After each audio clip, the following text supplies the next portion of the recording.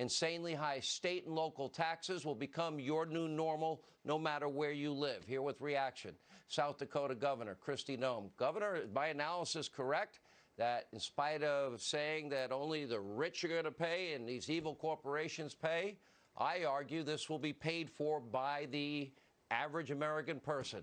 Doesn't matter how much you make.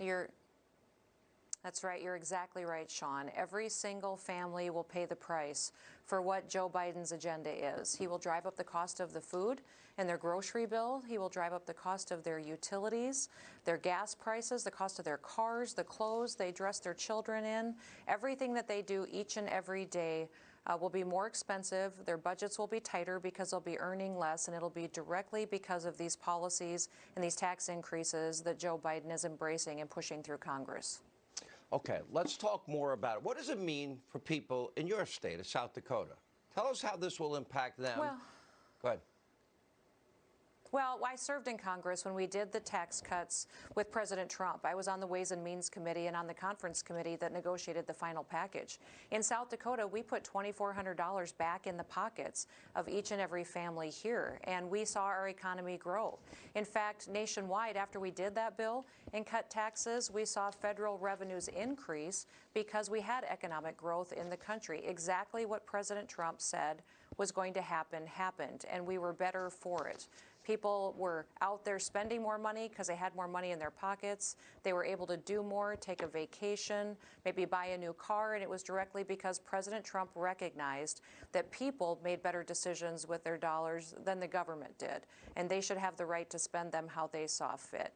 Now, with what the White House is proposing, I was on a call with the White House today with all the governors talking about the specifics of this package, and I was shocked by how much doesn't go into infrastructure. It goes into research and development, it goes into housing and pipes and different initiatives, green energy, and it really is not an honest conversation we're having about what this proposal is. So I'm frustrated. I recognize that this is not going to be good for the country. It's not going to be good for the people that live here in South Dakota. And we're going to be back here a couple of years from now wishing that we weren't in a situation where people had less money, all their costs were increased, and the country was declining. And low-tax states like yours, in the last, $2 trillion COVID emergency relief, the blue state bailout bill, paid for in large part by citizens in states like yours that are far more fiscally responsible.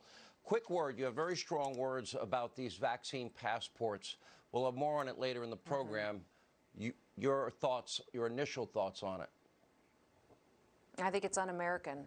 This is something that we're going to fight and not allow to happen. And we should, across the country, fight this kind of an agenda. To have this kind of policy going forward and pushed by the federal government's unacceptable. All right, Governor Noem, good to see you, and good job you have been doing.